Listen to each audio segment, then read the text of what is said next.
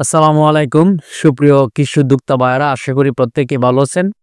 যে যেখান থেকে আমার ভিডিও দেখতেছেন সকলকে সাজিদ এগ্রোয়ানের পক্ষ থেকে স্বাগতম জানাই। সুপ্রিয় কৃষি উদ্যোক্তা ভাইয়েরা, আপনারা যদি একটু লক্ষ্য করে থাকেন আমার শসা গাছের অবস্থাগুলো একটু দেখেন আপনারা, মাশাআল্লাহ অনেক সুন্দর। আর যদি আপনাদেরকে একটু ঘুরিয়ে আমি আমার পুরা প্রজেক্টটা একটু দেখানোর চেষ্টা করি, তাহলে কিন্তু আপনারা বুঝতে পারবেন যে আমার শসা ক্ষেতের প্রজেক্ট মাশাআল্লাহ অনেক সুন্দর হইছে।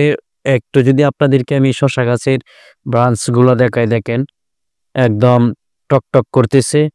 আর একটু যদি আপনাদেরকে দেখানোর চেষ্টা করি গভীর থেকে, যে এই জাতটা হচ্ছে আপনার তাবান্না শসা একটি জাত।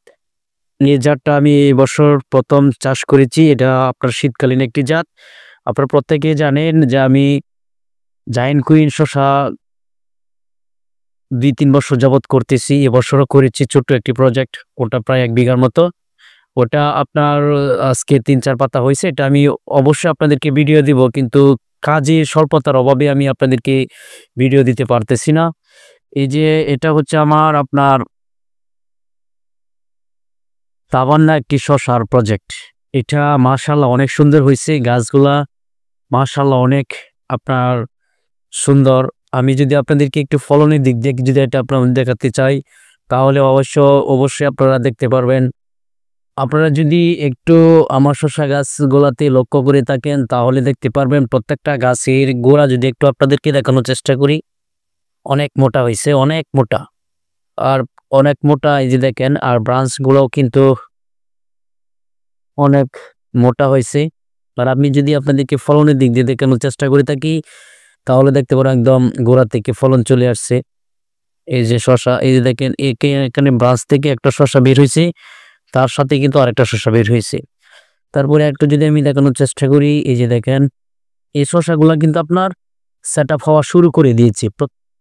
আলহামদুলিল্লাহ, আল্লাহ পাকের কাছে হাজার হাজার শুকরিয়া আদায় করি যে নতুন একটি জাত আমি কালেকশন করার পরে যে এমন একটা ফলন চলে আসছে, এবং আপনার প্রত্যেকটা গাছে যেভাবে ফলন সেটআপ হবে আমি কখনো আসলেই ভাবি নাই।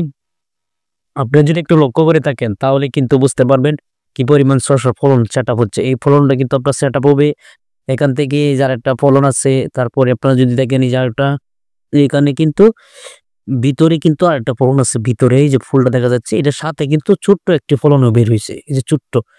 তারপরে যদি আমরা এই যে মেইন ব্রাঞ্চ থেকে যে ব্রাঞ্চটা বের হইছে একটু দেখি, এই যে শসা বের হইছে। তারপরে দেখেন আপনারা এই যে এই শসাগুলা প্রত্যেকটা শসাই কিন্তু আপনার সেটআপ হবে। তারপরে আরেকটা গাছ যদি আপনাদেরকে দেখানোর চেষ্টা করি, এই যে একটা গোড়ায় শসা, এটাও সেটআপ হইতেছে, এটাও হবে, এটাও হবে। তারপরে যদি আরেকটু দেখো, এটাও হবে। এটা গোড়াতে কিন্তু এই শসাগুলা প্রত্যেকটা শসা সেটআপ হবে। আমি যদি আপনাদেরকে ওই সাইডে শসা গাছগুলো একটু দেখানোর চেষ্টা করি, তাহলে কিন্তু আপনারা আরো ক্লিয়ার ভাবে বুঝতে পারবেন। এই যে দেখেন, এই যে জালি, এই যে দেখেন ভিতরে, এই যে। তারপরে যদি আমি আরেকটু দেখানোর চেষ্টা করি আপনাদেরকে, এই জালিগুলা প্রত্যেকটা জালি সেটআপ হবে, প্রত্যেকটা জালি সেটআপ হবে। এই যে দেখেন, এই যে পাতাগুলোতে দেখা যাচ্ছে না, এই যে আল্লাহ কাছের কাছে হাজার হাজার শুকরিয়া যে এত সুন্দর একটি ফলন চলে আসছে, এবং আপনার গাছগুলো এত সুন্দর আছে। আপনার শসার গাছগুলো দেখলে কিন্তু একটা মন ভরে যায়। একজন কৃষক সারাদিন যে সকল সে পরিশ্রম করে, পরিশ্রমের ফল যদি এরকম একটা হয়, তাহলে কিন্তু সে আসলে তার সারাদিনের দুঃখটা ভুলে যায়। যদি আরো দেখানোর চেষ্টা করি, এই যে দেখেন,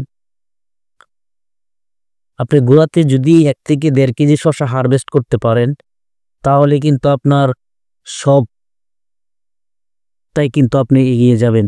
আমি যদি আরো আপনাদের কিছু গাছ দেখানোর চেষ্টা করি, তাহলে কিন্তু বুঝতে পারবেন একদম গোড়া, এগুলাতে গোড়াতে শসা।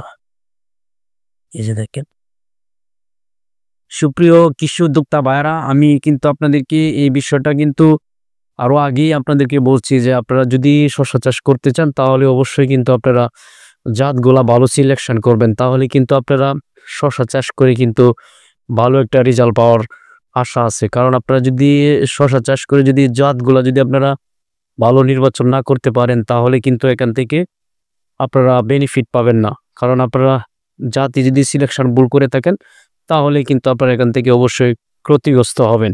আমি যে জাতগুলা সংগ্রহ করে থাকি আমি কিন্তু আপনার যাচাই বাছাই করে তারপরে সংগ্রহ করে থাকি। আমি কিন্তু আপনাদের উদ্দেশ্যে এটাই বলতে চাই, আপনারা অবশ্যই কৃষিকাজটা করেন। কৃষিকাজটা ভালো, কিন্তু আপনাদেরকে অবশ্যই দেখে শুনে বুঝে তারপরে করতে হবে। আমি যদি আরেকটা গাছ দেখানোর চেষ্টা করি, আপনারা বুঝতে পারবেন।